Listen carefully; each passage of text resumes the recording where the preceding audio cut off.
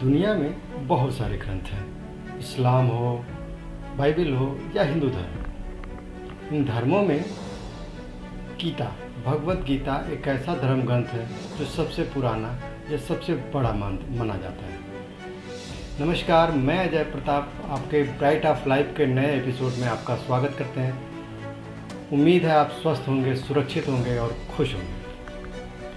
आज हम आपको गीता, भगवत गीता, हमारे धर्म ग्रंथ की 10 ऐसी अच्छी चीज़ों को बताएंगे, 10 ऐसी सीख को बताएंगे जिसको सीखने के बाद आपको लगेगा हाँ, ये अच्छी चीज़ें भगवत गीता में बड़ी अच्छी कही गई हैं। भगवत गीता की सीख नंबर 1, जो होता है अच्छे के लिए होता है।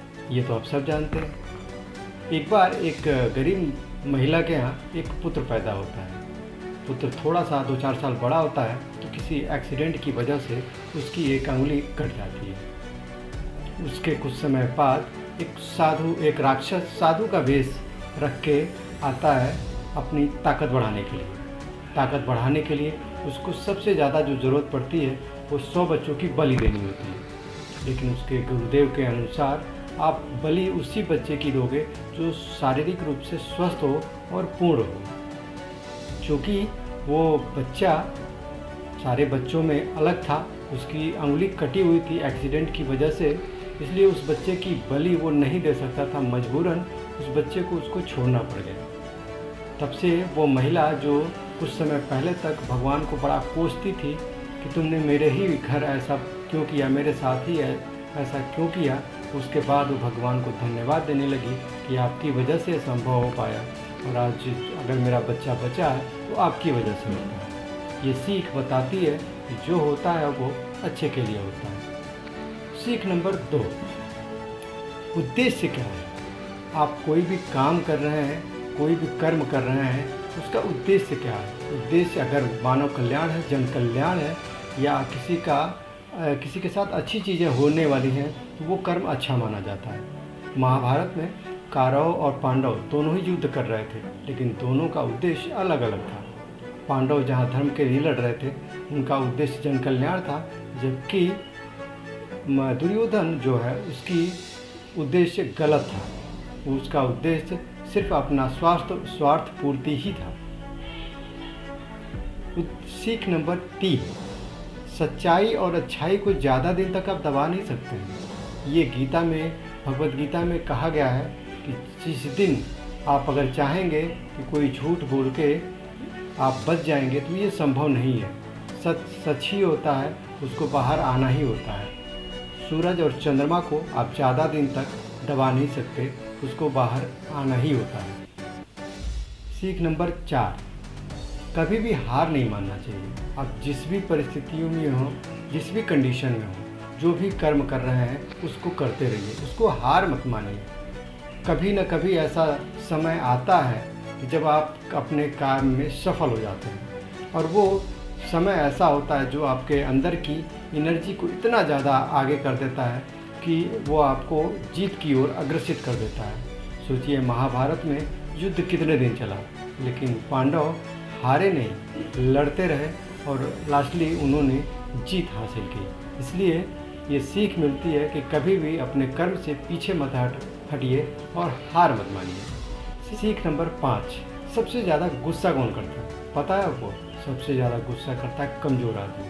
भगवत गीता में लिखा है जिसके पास ताकत कम होती है उसको गुस्सा बहुत आता है। आप अपने आसपास ही देखते होंगे कि जो लोग गुस्सा बहुत ज़्यादा करते हैं वो दिमागी या शारीरिक रूप से बहुत ज़्यादा विक्षिप्त होते हैं, उनके पास ताकत नहीं होती। आप महाभारत में देखिए,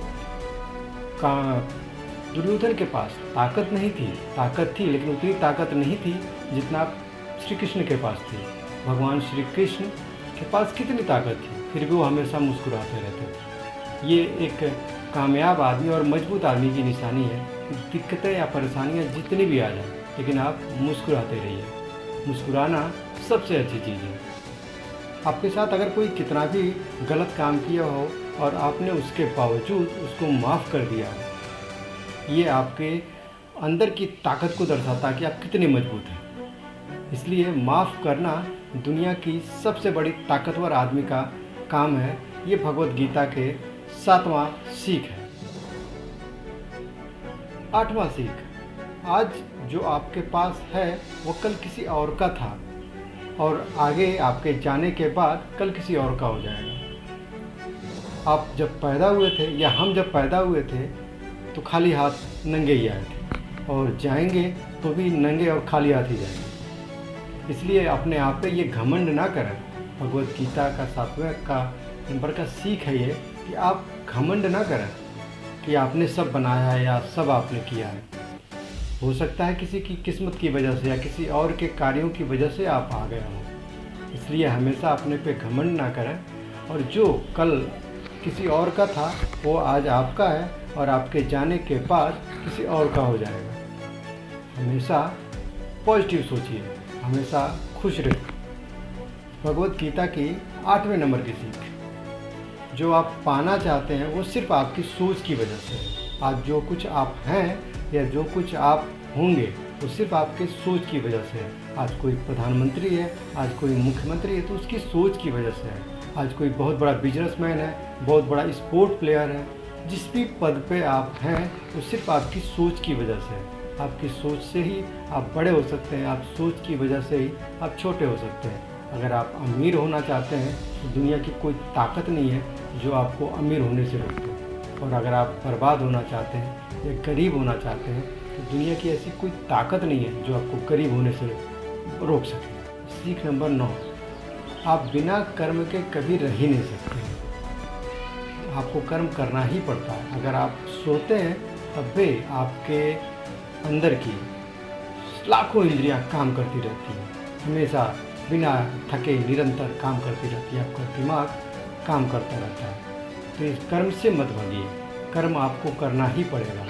ऊपर वाले ने इससे आपको बनाया है। भगवत गीता में लिखा है कि आप बिना कर्म के रह ही नहीं सकते।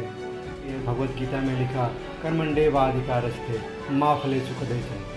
आप अपने सिर्फ कर्म पे भरोसा करिए, फल की चिंता मत करिए। फल आपको आपके कर्म के अनुसार तो मिल ही जाएगा। सीख नंबर 10, आज जो कुछ हो आप अपनी सोच की वजह से हो, अपनी काबिलियत की वजह से हो। आप उसके लिए दूसरे को दोषी नहीं ठहरा सकते। जिस भी पद पे हैं, जिस भी जगह पे हैं, वो आपके सोच, आपके कर्म की वजह से है। अच्छी लगी हो वीडियो को लाइक कर दीजिए, शेयर कर दीजिए और उम्मीद करते हैं कि आप स्वस्थ होंगे, सुरक्षित होंगे, खुश होंगे। मिलते हैं अगले वीडियो में, तब तक के लिए जय हिंद।